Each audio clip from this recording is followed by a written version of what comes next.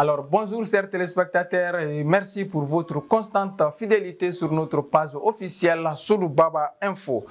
Comme à l'accoutumée, toujours avec les préparatifs de la cérémonie d'officialisation de la CPAES qui devrait avoir lieu le 16 septembre ici à Bamako, au Centre international de conférences de Bamako.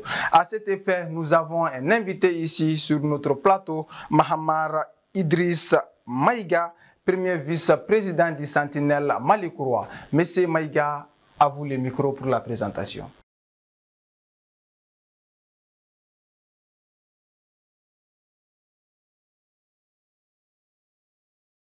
Merci beaucoup. Je me nomme Mahamar Idrissa Maïga. Je suis le premier vice-président de Sentinelle Malikouroua, membre de la commission d'organisation de la cérémonie d'officialisation de la CPAES, la Confédération des peuples de l'AES. Alors, M. Maïga, merci d'avoir répondu à notre invitation. Alors, M. Maïga, où en sommes-nous par rapport aux préparatifs du 16 septembre prochain qui devrait être lié ici à Bamako? Merci beaucoup. Les préparatifs vont bon train. D'ailleurs, même ce matin, je venais comme ça de l'ambassade de Burkina Faso, où nous avons eu à rencontrer le conseil juridique de l'ambassadeur pour leur faire part de cet événement inédit que nous sommes en train d'organiser au nom de l'ensemble des peuples de l'AES, notamment les peuples du Burkina Faso, du Mali et du Niger.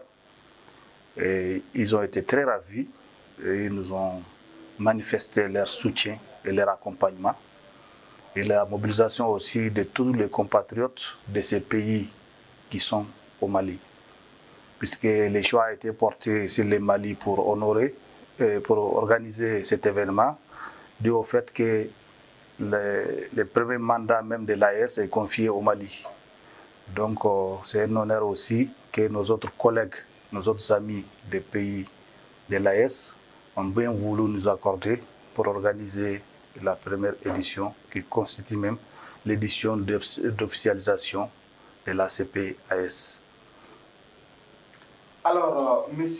Maïga, toujours par rapport aux préparatifs de cette cérémonie d'officialisation de la Confédération des peuples de l'AES, alors apparemment vous avez des invités qui quittent le Burkina Faso et le Niger pour venir ici à Bamako pour quand même vous accompagner pour la réussite de cet événement. Où en sommes-nous? Merci beaucoup. Effectivement, nous avons des frères, des collègues, des amis du Burkina et du Niger, qui d'autres sont déjà là, d'autres sont en cours. On doit recevoir la délégation du Niger ce soir à partir de 16h. Il y a déjà un qui est déjà là depuis le mardi. La délégation du Burkina arrive le samedi. Donc nous avons vraiment une forte mobilisation de nos compatriotes des autres pays qui viennent pour cet événement inédit. Et comme je l'ai dit, il y a plusieurs activités prévues lors de cet événement qui se tiendra, qu'on veut mettre sous le haut patronage du président même de la transition malienne, qui est le président d'exercice de la Confédération de l'AES. Et nous voulons aussi garder nos hôtes pendant au moins une semaine ici, parce qu'ils nous ont donné l'engagement de fêter le 22 septembre, qui est la fête de l'indépendance de notre pays, avec nous. Et si Dieu le veut bien, peut-être qu'on aura aussi le président de l'AES aux côtés de leurs frères du Mali pour fêter le 22 septembre. Alors, à travers ces grands événements, quels sont les objectifs attendus? Bon, les objectifs, ce sont les mêmes. Et c'est très important qu'on le sache. Et nous avons des pays qui sont dirigés par aujourd'hui des autorités qui écoutent les peuples, qui veulent faire ce que les peuples demandent. Donc on ne peut pas ne pas accompagner nos autorités. Donc l'objectif premier, c'est vraiment d'accompagner nos autorités de transition de 3 pays pour que ceux qui pensent qu'on va échouer, qu'on leur montre qu'à cœur vaillant, nous, on n'échouera jamais. Et nous sommes très proches de nos dirigeants, toutes décisions qu'ils prennent nous concernent et c'est vraiment notre avis. Donc l'objectif premier de ces rassemblements, c'est ça, c'est vraiment le soutien total à tout moment à nos autorités qui nous dirigent aujourd'hui. Apparemment aussi, vous êtes en train de démarcher les différentes couches sociales de Bamako, sinon du Mali, pour quand même les inviter. À ce niveau jusqu'à là, vous avez touché combien d'associations, de mouvements, sinon, et vous avez eu à faire quelles sortes de démarches pour pouvoir rassembler l'ensemble des Maliens autour de ce bien commun? Tout travail au début est difficile, mais ce qui est sûr, nous sommes un grand nombre qui sommes déjà réunis. Je peux citer quelques-uns. Nous avons les CCRS, nous avons l'IPM, nous avons les Sentinelles Malikoura, nous avons le collectif pour la défense des militaires, nous avons les commerçants détaillants du Mali, et entre autres. Il y a plein d'autres associations qui sont touchées, parce que je ne peux pas tout citer ici, qui doivent être dans les mêmes optiques que nous, puisque nous avons les mêmes objectifs. Nos associations sont créées pour soutenir les autorités de transition. Donc nous avons les mêmes objectifs. Même pour nos récépissés, ce sont les mêmes objectifs. Je ne vois pas pourquoi on ne peut pas être ensemble. Et la porte est grandement ouverte pour tous les autres. Mais tout travail, il faut que quelqu'un commence. Alors, M. Maïga, un appel pour l'ensemble des Maliens, sinon à nos frères aussi burkinabés et nigériens, pour quand même magnifier cet événement qui aura lieu le 16 septembre prochain au Centre international de conférence de Bamako.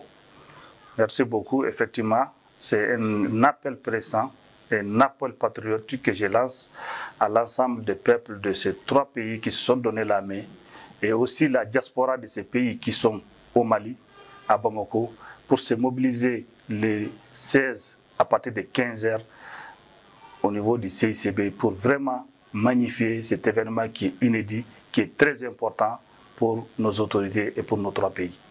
Alors, votre mot de fin avant de clore cette émission spécialement à cette heure? Le seul mot que je peux lancer à cette heure, c'est vraiment un événement qui est parti. Je sais le travail qu'on a abattu et je sais que l'événement est à bon point. C'est demander aux autres, ceux qui sont encore réticents, ceux qui pensent qu'ils peuvent décourager, de ne pas s'élever. Le découragement, comme on le dit souvent, n'est pas malien. Donc, personne ne pourra nous décourager et nous allons y aller. Et nous invitons tous nos compatriotes, tous ceux qui sont animés de la même volonté que nous, de nous rejoindre. La porte est grandement ouverte.